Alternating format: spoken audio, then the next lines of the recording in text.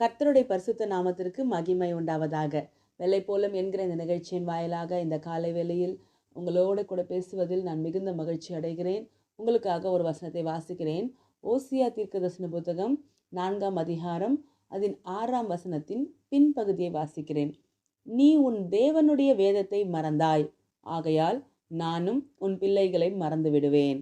பாருங்க, இங்க தேவன் ஒரு எச்சரிப்பின் சத்தத்தை கொடுக்கிறது நம்ம பார்க்க முடிகிறது. அதாவது, எப்பொழுது ஒரு தேவ பிள்ளை தன் தேவனுடைய வேதத்தை மறக்கிறதோ, அதாவது எப்போ நம்ம இந்த வேதத்தை மறந்து இந்த வேதத்திற்கு செவி கொடுக்கிறதையும் இந்த வேதத்திற்கு கீழ்ப்படுகிறதையும் விட்டு விலகுகிறோமோ, அப்போ நம்ம வாழ்க்கையில நம்ம ஏற்படுத்தி கொள்ளுகிற மிகப்பெரிய ஆபத்து என்ன அப்படின்னா, நம்ம பிள்ளைகளுக்கு நம்ம பிரச்சனையை சேர்க்கிறோம் என்பதை புரிந்து கொள்ள வேண்டும். அதாவது, நம்ம பிள்ளைகள் கர்த்தரால் மறக்கப்படுவாங்க அப்படின்னா, நம்ம பிள்ளைகள் கர்த்தரால் கைவிடப்படுகிற ஒரு சூழ்நிலைக்கு நேராக தள்ளப்படுவார்கள் என்பதை புரிந்து கொள்ளணும். பாருங்க, இன்றைக்கு இந்த உலகம் எவ்வளவு மோசமாக இருக்கிறது. நம்மளால நம்ம பிள்ளைகளை பரிசுத்தமாய் வளர்த்தெடுக்க முடியுமா அப்படின்னு சொல்லி யோசிக்கும் பொழுது உண்மையிலேயே அது மிகப்பெரிய சவாலாக இருக்கிறது என்பதை நம்ம பார்க்கிறோம். ஆனாலும் கூட நம்ம பிள்ளைகளை நம்மால் காப்பாற்ற முடியும். நம்ம பிள்ளைகளை இந்த உலகத்திலையும் கூட பக்தியுள்ள ஒரு ஜீவியத்திற்கு நேராக நம்மால் நடத்த முடியும். நம்ம எந்த நிமிஷமும் நம்ம பிள்ளைகளை மானிட்டர் பண்ணிகிட்டே இருக்க முடியாது. அவங்க எங்கே போகிறாங்க, எங்கே வராங்க, என்ன செய்கிறாங்கன்னு சொல்லி அவங்க ஸ்கூலுக்கு போகும்பொழுதும் வேலை ஸ்தலங்களுக்கு போகும்பொழுதும் நம்ம அவங்கள கவனித்து கொண்டே இருக்க முடியாது. நம்ம கண்களுக்கு மறைவாய் அநேக மணி நேரங்கள் நம்ம பிள்ளைங்கள் செலவிடுறாங்க. ஆனாலும் கூட நம்ம பிள்ளைகளை ஒரு கண்கள் பார்த்து கொண்டே இருக்கிறது. அது பூமியை உண்டாக்கின கர்த்தருடைய கண்கள். அந்த கண்களுக்கு நம்ம பிள்ளைகள் மறைக்கப்படக்கூடாது அப்படின்னா, அந்த கண்கள் நம்ம பிள்ளைகளை பாதுகாக்கணும் அப்படின்னா, நம்ம பிள்ளைகள் நம்ம கண்களுக்கு மறைவாய் எங்கே போனாலும், எவ்வளவு தூரத்துக்கு போனாலும் இந்த உலகத்தின் பாவங்களுக்கும் இச்சைகளுக்கும் ஆசாபாசங்களுக்கும் சிக்கிக்கொள்ளாமல் தங்கள் பரிசுத்த ஜீவியத்தை காத்து கொள்ள வேண்டும் அப்படின்னா, பெற்றோராகிய நாம என்ன செய்யணும் தெரியுங்களா? கர்த்தருடைய வேதத்தை நினைக்கணும்.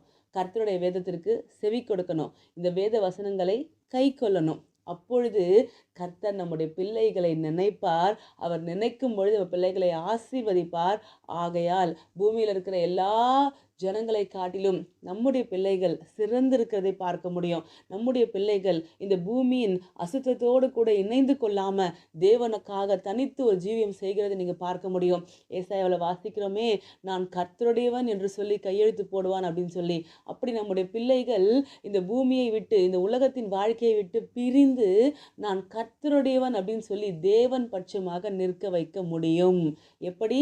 பெற்றோராகிய நாம இந்த வேத எழுத்துக்களுக்கு முழு மனதாய் செவி கொடுத்து கீழ்ப்படியும் பொழுது நம்ம பிள்ளைகளை நிச்சயமாய் ஆதாயப்படுத்திக் கொள்வோம். எனவே நீங்கள் செய்திகளை கேட்கும் பொழுதும் உலகத்தின் காரியங்களை பார்க்கும் பொழுதும், ஐயோ இந்த உலகத்துலலாம் குழந்தைகளை வளர்க்கவே முடியாது அப்படின்னு சொல்லி சோர்ந்து போக தேவையில்லை.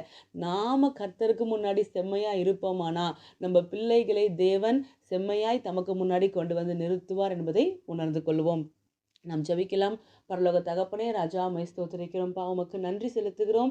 நீங்கள் இந்த காலை வேளையில் கொடுத்த இந்த அற்புதமான சத்தியத்திற்காக நன்றி. ஆண்டவரே, உங்கள் வேதத்தை நாங்கள் நினைக்கும் பொழுது, உங்கள் வேதத்திற்கு நாங்கள் கீழ்ப்படியும் பொழுது, நாங்கள் அதை கை கொள்ளும் பொழுது எங்கள் பிள்ளைகளை ஆண்டவரே உங்கள் சமூகத்தில் நிறுத்தி அவர்களை பராமரிப்பேன் என்று எங்களுக்கு நீர் கொடுத்த நல்ல வாக்குக்காக நன்றி. ஆண்டவரே, இந்த உலகத்தின் இச்சைகளுக்கும் ஆசாபாசங்களுக்கும் எங்கள் பிள்ளைங்க சிக்குண்டு அப்பா சோதிக்கப்படாதபடி உம்முடைய கரம் அவர்களை காக்கிறபடினால நன்றி செலுத்துகிறோம். அப்படி செய்து உங்கள் நாமத்தை மகிமைப்படுத்திக் கொள்ளுங்க. இயேசு கிறிஸ்துவின் நாமத்தில் ஜெபிக்கிறோம் பிதாவே, ஆமேன். தேங்க்யூ. God bless you.